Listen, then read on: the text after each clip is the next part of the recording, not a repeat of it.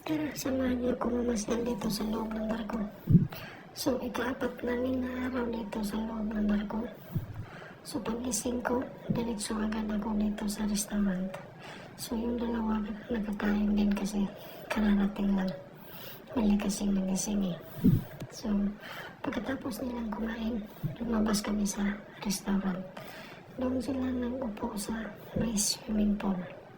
So, sa harap dyan may swimming pool. Tapos, nag-order sila ng mainom nila kasi medyo mainit, kailangan magpalamig.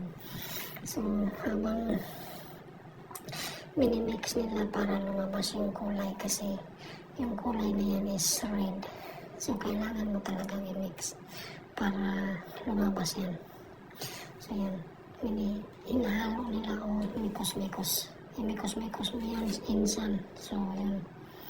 Hindi mo akalain na yung iba-ibang kulay ngayon nagiging red na, di ba? So, sobrang ganda at napakasarap talaga yung iniinom nila.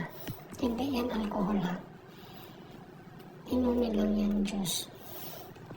So, pagkatapos nilang uminom, bumaba na kami.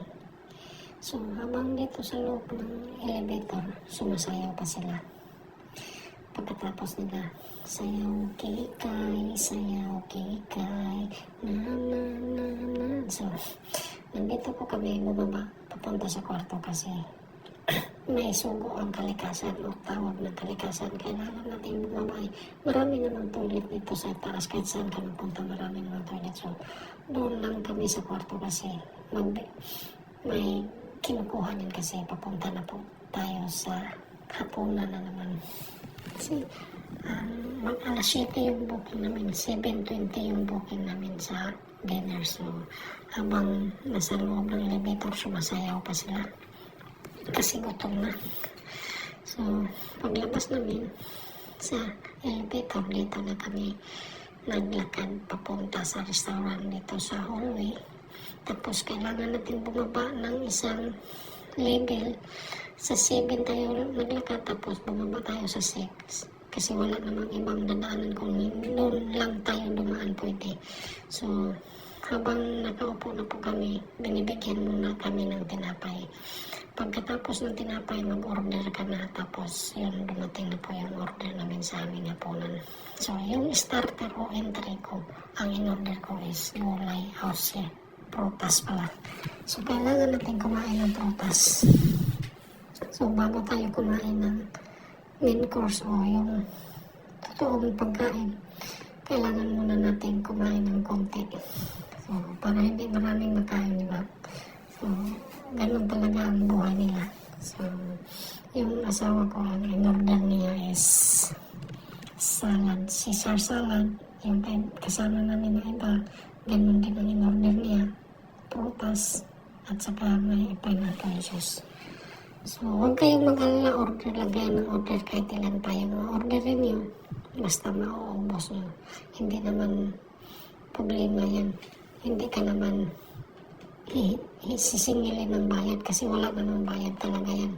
Binayaran mo na bago ka umalis. So, ang in-order ko sa main course ko, ito po yun. Yung pie nila. Hindi ko akalain kung anong klaseng pie. So, akala ko kung meat pie o something makikita natin. So, kakaiba lang pie niya. Meat pie pa rin siya pero kakaiba. So, binubuksan na po ng waiter. Kasi siya daw ang magbubukas ko, okay. So, binabinyuhan ko habang hinihiwan niya sa gilid. Tapos yung laman, giniling lang pala.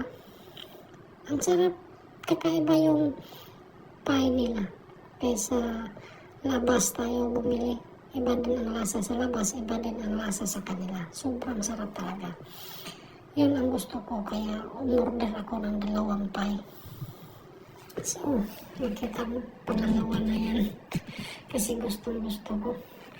So, habang hinihiwa nila, kailangan matanggalin yan sa ibabaw bago magkain yun. Lumabas na kami kasi tapos na kong kumain. Hindi na kami nag-dessert kasi masyadong busog. Lumabas kami sa 7th floor. Kailangan namin mapanood yung sunset.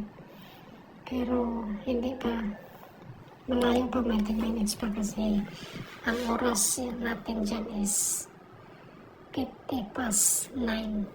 Ang sunset is 10 p.m. So lumabas lahat ng mga tao, ang daming nakaabang sa sunset. Hindi pa yan kasama sa itaas. Lalo na sa itaas, marami talagang tao mag-aabang sa sunset nila. So malapit na talaga man lumubog yung araw, makikita po natin dito, di ba? Palaki na palaki, tapos yung kulay niya nag-iba na. So hindi pala nakapalo sa mga video natin o nakapanood sa mga iba-iba natin na pinupost mo. Ipalo nyo na si Pilo ha, huwag niyo kalimutan.